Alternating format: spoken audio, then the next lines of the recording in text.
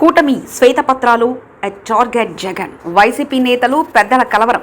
వరుస క్రమంలో శ్వేతపత్రాల విడుదల.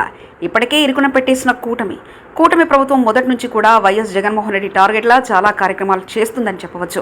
అందులో ఒకటే శ్వేతపత్రాలు విడుదల. శ్వేతపత్రాలను వరుసగా విడుదల చేస్తూ వెళ్తున్న కూటమి ప్రభుత్వం జగన్ ప్రభుత్వంలో చేసిన అక్రమాలు, దోపిడీలను క్లియర్గా జనాలకు చూపించే ప్రయత్నం చేస్తుందని చెప్పాలి.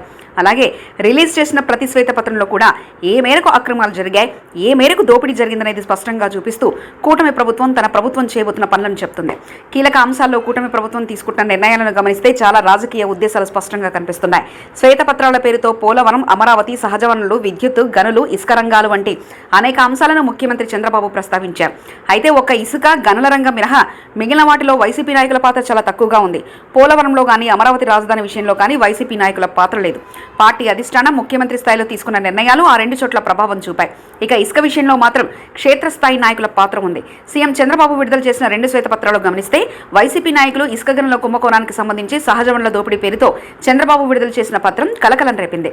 వైసీపీ నాయకులు పైకి చాలా గంభీరంగా కనిపిస్తున్నా క్షేత్రస్థాయిలో వీటిపై జోరుగానే చర్చ జరుగుతుంది. ఎందుకంటే రాష్ట్ర వ్యాప్తంగా అనేక మంది వైసీపీ నాయకులు క్షేత్రస్థాయిలో ఇసుక వ్యవహారంలో వేలుపెట్టిన మాట వాస్తవం. దీంతో ఇప్పుడు ఏదైనా కేసులు నమోదు చేసి విచారణలు చేపడితే తమ మేడకు చుట్టుకుంటుందన్న భావనలో వారున్నారు. ఇక రెండోది తాజాగా ప్రవేశపెట్టిన లిక్కర్ శ్వేతపత్రం. దీనిలో కూడా కీలకమైన రెడ్డి సామాజిక వర్గానికి చెందిన నాయకులు ఉన్నారనేది అధికార పార్టీ చెప్తున్నమాట.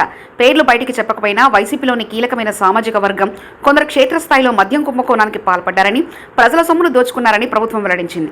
అంటే ఇది ఒక రకంగా మద్యం విధానాల్లో క్షేత్రస్థాయిలో ఎవరైతే వేలు పెట్టారో వారికి తీవ్రంగా ప్రభావితం చేశారనేది వాస్తవం. ఇది ముందు వైఎస్ఆర్ కాంగ్రెస్ పార్టీని మరింత బలహీనపరచడంతో పాటు ఒక రకంగా ఈ శ్వేతపత్రాల నుంచి తప్పించుకోవాలంటే పార్టీ మారాల్సిన పరిస్థితి కనిపిస్తుందనేది తెలుస్తుంది. సో ఎలా చూసుకున్నా ఈ 2 శ్వేతపత్రాలు వైఎస్ఆర్ కాంగ్రెస్ పార్టీ నాయకులను తీవ్రంగా కలిసివేస్తున్నాయనేది మాత్రం వాస్తవం. మరిన్ని కథనాల కోసం సబ్స్క్రైబ్ చేసుకోండి మీ అక్షర శిల్పం.